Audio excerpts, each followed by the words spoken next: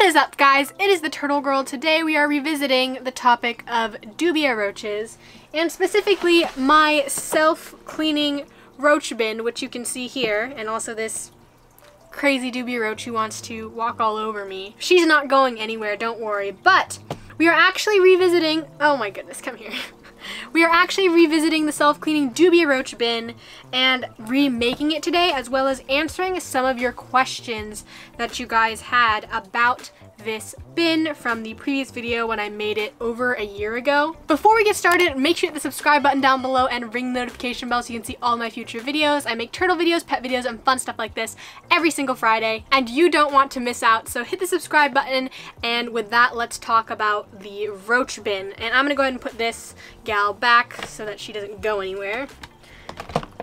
So today we're going to be making DIY self-cleaning Dubia Roach bin 2.0, because not that this bin isn't functional and hasn't worked great for the past year, but my family has had some concerns about roach escapees, and we have found a couple of them around the house. And so for peace of mind, I'm going to be trying to make a completely escape proof, because this one, although it is like this lid fits pretty snugly here around the edges, I don't think it would be impossible for a roach to like shimmy under the edge. So we're going to be trying a different kind of setup, but still the same concept of self-cleaning, nestling into each other, using the heat pad and the mesh and all that.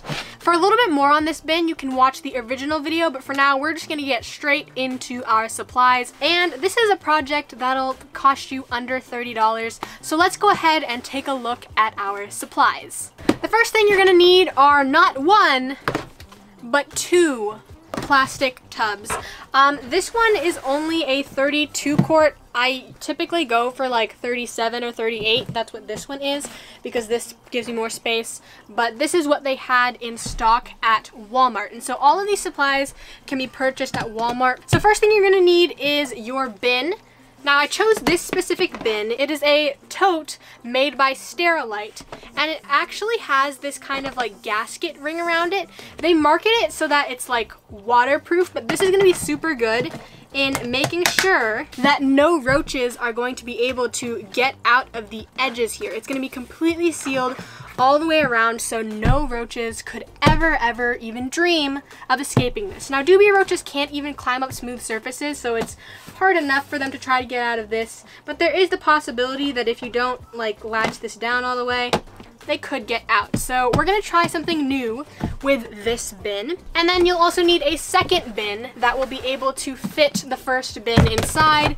This second bin will be what catches all the waste, and then also in my case, making sure that it's dark on the inside so that your Dubia roaches can have their darkness that they love so much, so that they can be happy and breed and all that good stuff. So you'll also need a second bin that can fit your first bin inside. So we've got our two bins. Then in addition, you're going to need some form of screening or mesh. You can also buy this at Walmart. Depending on what you get, it'll probably be between $5 to $10 for this window screen.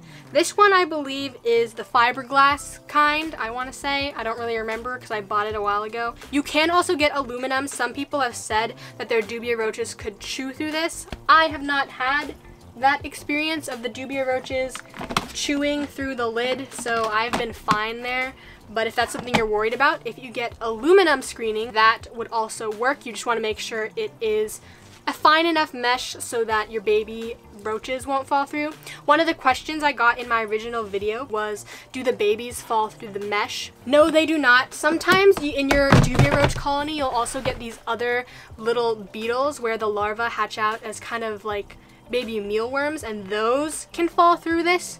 But Dubia roach babies are already big enough to not fall through the bottom. As long as it is a fine mesh, you should be just fine. So this will cost you anywhere from $5 to $10. The aluminum mesh there today at Walmart was actually on clearance for only $3, so that would have been a really good deal, but you get a lot of this. So typically you only have to buy one roll and you can use this for multiple projects. So that's really great. If you don't already have a hot glue gun at home, you'll need that. You can get a set for like under $5. It kind of depends on how fancy you want it.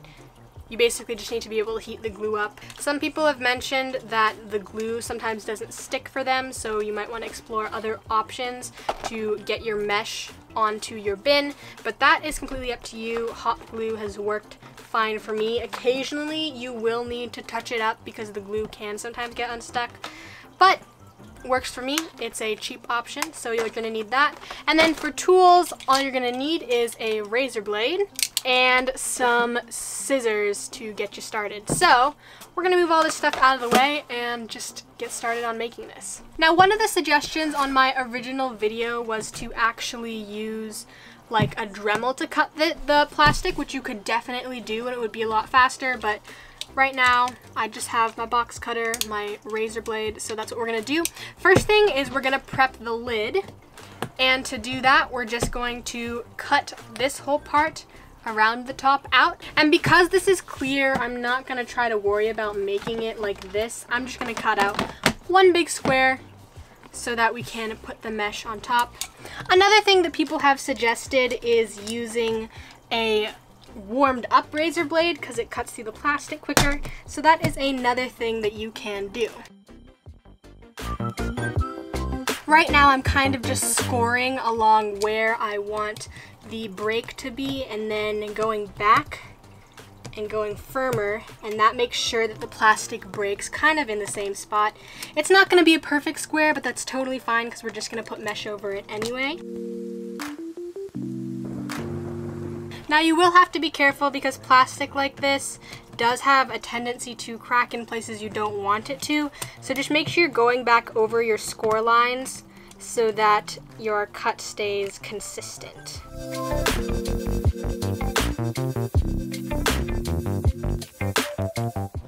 Sometimes it helps to have gravity on your side.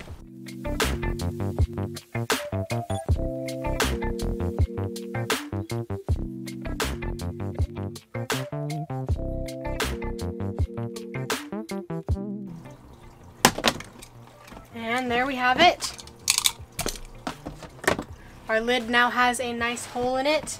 Well, not very nice because it's not that straight, but that's okay because we're just gonna put mesh over this entire thing anyways so that we have ventilation. I prefer to get all of my cutting out of the way first, so I'm gonna go ahead and do a similar thing with the bottom. Previously, I actually cut off the entire bottom like this, but this time I'm actually going to leave an edge so that the structural integrity of this bin stays better, because with this one I experienced a little bit of warping, not only due to the heat mat, but also because it didn't have support along the bottom of the bin. So I am just going to cut right along here on the inside for there to be mesh on the bottom.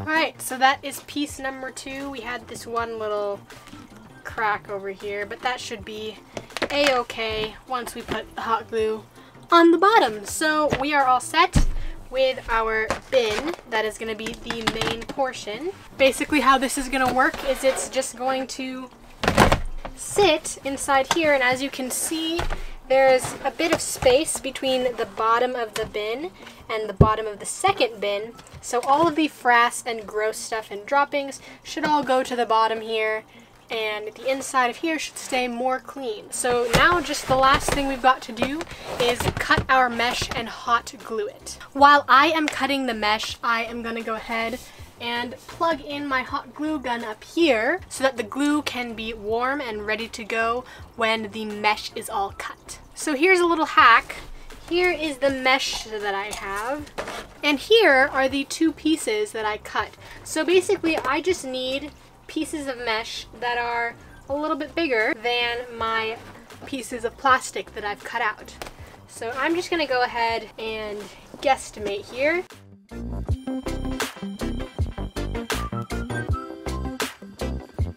So now I'm gonna roll this piece back up.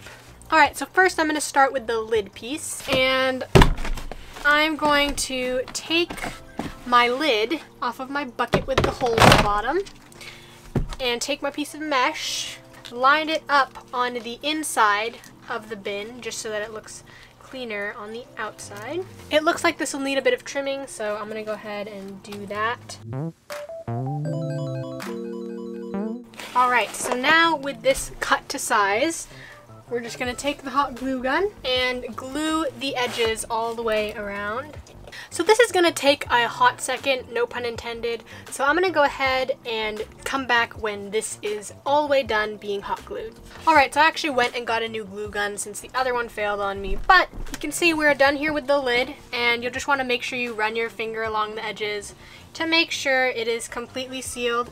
Basically how I did this was I kind of just did the regular glue gun like that, and then I would flatten it out so that it grabs more surface area of the mesh to connect it to the bottom. You can see it's pretty taut. I do have one wrinkle right here, which is kind of annoying, but there we have it, a mesh top. So now we're gonna go ahead and do the same thing with the bottom of the bin.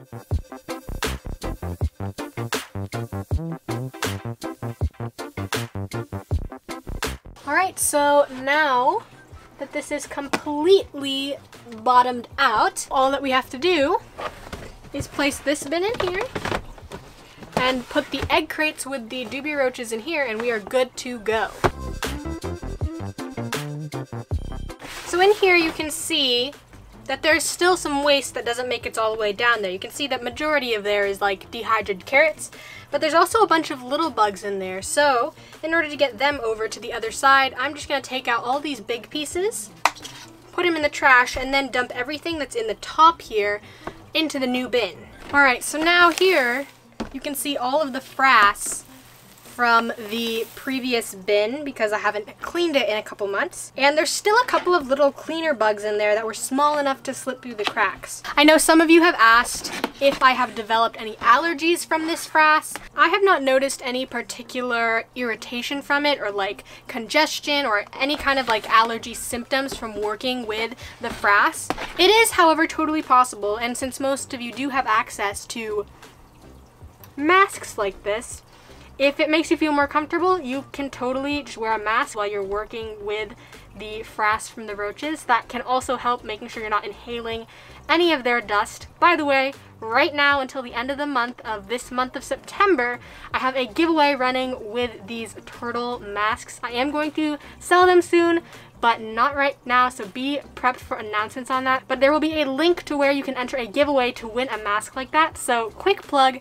we're doing this because we just recently hit 50,000 subscribers. So if you need a mask for working with roaches, you can do that. Alright, so there you have it, my new Dubia Roach bin, completely escape proof. They're not coming out of the sides here. Ventilation is through the top and also through the bottom.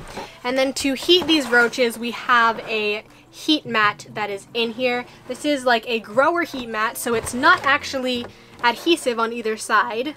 So there's no adhesive, it just can slide in and out here. And as you can see, there's plenty of ventilation and airflow between the bin and this, so it's not going to melt anything. The air is going to be able to get in there, and I will link one like that in the description. What's really nice is that it's a low wattage heat mat, so you don't have to use a thermostat.